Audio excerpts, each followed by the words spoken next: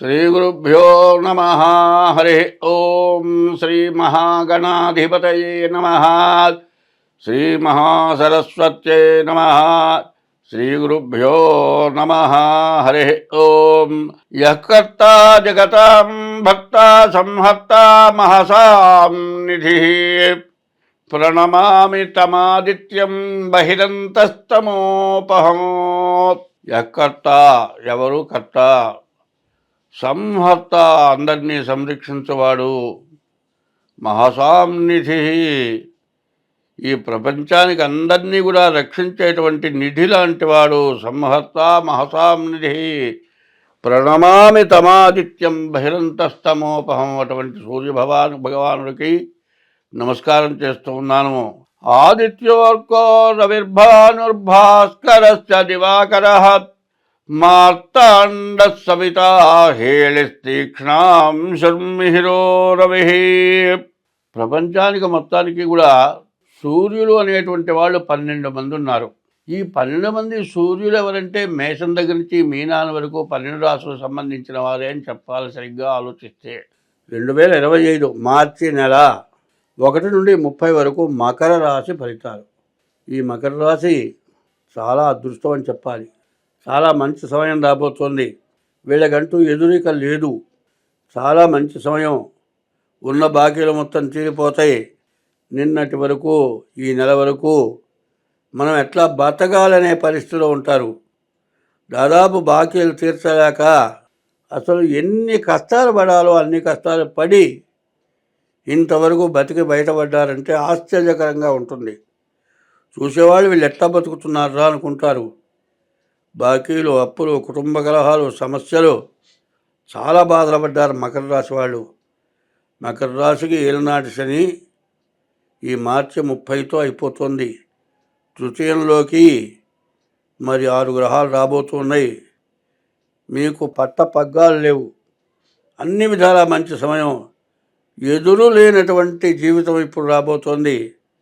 కాబట్టి ముందుగా ఈ రాశి వాళ్ళు ముందు మీ జాగ్రత్తగా జాతకం చూపించుకోవడం మంచిది. ఎందుకంటే చెడు టైంలో కంటే మంచి టైంలో చూపించుకోవాలి. ఇప్పుడు మానవుడికి 9 గ్రహాలు ఎట్లాగో 9 రంధ్రాలు ఉన్నాయి శరీరంలో. చెవులు 2, ముక్కులు 2, 4, మరి కళ్ళు 2, 6, నోరు 1, 7 రంధ్రాలు తలకాయలోనే ఉన్నాయి. ఒంటేలు 1 రంధ్రం, 2 1 రంధ్రం, 9 రంధ్రాలు. శరీరం మొత్తంలో ఈ తలకాయలోనే 7 రంధ్రాలు ఉన్నాయి. ఏమంటే వినపడకపోతే ఎట్లా? కళ్ళు కనపడకపోతే ఎట్లా? ముక్కు గాలి పీల్చలేకపోతే ఎట్లా? నోటుతో ఏమీ తినలేకపోతే ఎట్లా? దేనివల్లైనా సమస్యే. కనీసం 80 సంవత్సరాల వాళ్ళకి పళ్ళు దంతాలు మొత్తం పోయినా బాగా మెత్తగా ఉండినన్నమన్నా తినగలిగితే పర్వాలే. చిగుళ్ళు కూడా వాచిపోయి జావ తాగే పరిస్థితి వస్తే కూడా జావ తాగినా పర్వాలే. ఏదైనా నోటికి ఏదైనా దెబ్బ తగిలి నాలుగు పుండుబడో, నోరు పుండుబడో, నోరు కదిలించడానికి వీలు లేకపోతే ఎంత ఇబ్బంది చెప్పండి. శిలీంతో ఎన్నాళ్ళు బతుకుతాం? అందువల్ల 7 రంధ్రాలు పనిచేయాలి. తర్వాత ఒంటేలు 2 9 రంధ్రాలు పనిచేయాలి. వీటిలో ఏది పనిచేయకపోయినా చాలా బాధకరమే. అందువల్ల చాలా బాగున్నప్పుడు ఏదో ఒకటి మాత్రం ఖచ్చితంగా దెబ్బతీస్తుంది. ఎందుకంటే ఈ మకర రాశికి మార్చి 30కి శని మారబోతున్నాడు. ద్వితీయంలో ఉన్నాడు శని. ఈ శని ధనాధిపతి. నీ బాకీలు చివరిలో తీర్చబోతూ ఉన్నావు. చివర బాకీ దగ్గర శాంతం చివరికి వచ్చేటప్పటికల్లా చివరిలో తీసుకునే డబ్బులకి గొంతు పట్టుకునేవాడు ఉంటాడు. నువ్వు ఇస్తావా లేకపోతే చస్తావా అంటాడు. నువ్వు చచ్చినా ఇష్టమే కానీ నాకు ముందు డబ్బులు కావాలంటాడు. సరే, చచ్చినా సరే డబ్బులు కావాలన్నప్పుడు మన దగ్గర తేవటానికి డబ్బులు ఎక్కడా ఉండవు. అది ప్రాణకంటకమైనటువంటి సమయం. పూర్తిగా విరక్తి పుట్టేటువంటి సమయం. ఈ సమయం నుంచి తప్పించుకోవాలి అంటే ఈ మకర రాశి వాళ్ళు ఈసారి తప్పనిసరిగా చివరిలో శనికి 19,000 జపం చేయించుకొని నల్ల నువ్వులు దానం ఇవ్వండి. ఈ మార్చి 30 లోపల శని చేయదలుచుకున్న పని చేస్తాడు.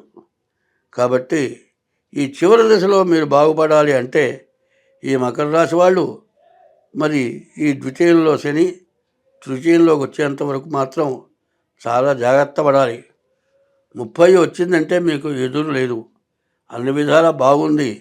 మీరు ఏదన్నా ఇల్లు కబ్జాలో ఉన్న ఆస్తులు కూడా మీకు వస్తాయి. మీ పోయిన ఉద్యోగం మళ్ళీ తిరిగి వస్తుంది. తర్వాత విదేశాలకు పోయేవాళ్ళకు కూడా విదేశాలకు పోవటానికి అవకాశం ఉంది. అన్ని విధాలా బాగుంది. కేతువు మాత్రం బాగాలేడు. ఈ కేతువు బాగుండకపోవటం వల్ల నీ నోరే నిన్ను ఇబ్బంది పెడుతుంది. అంతా అయిపోయిన తర్వాత నోరు పెరుగుతుంది. అంతకుముందు అణిగి మణిగి ఉంటారట. చెప్పు కింద తేలు అంటారు. చెప్పు కింద పడ్డటువంటి తేలు ఏమి చేయలేదట. చెప్పు నుంచి తప్పించుకుందంటే మాత్రం, కాలు కుట్టిందంటే మాత్రం ప్రాణం పోయేట్టుగా, రక్తవారదయ్యేట్టుగా కుడుతుంది. ఎంతసేపు చెప్పు కింద నుంచి తేలు తప్పించుకుంటానికి విశ్వ ప్రయత్నం చేస్తుంది.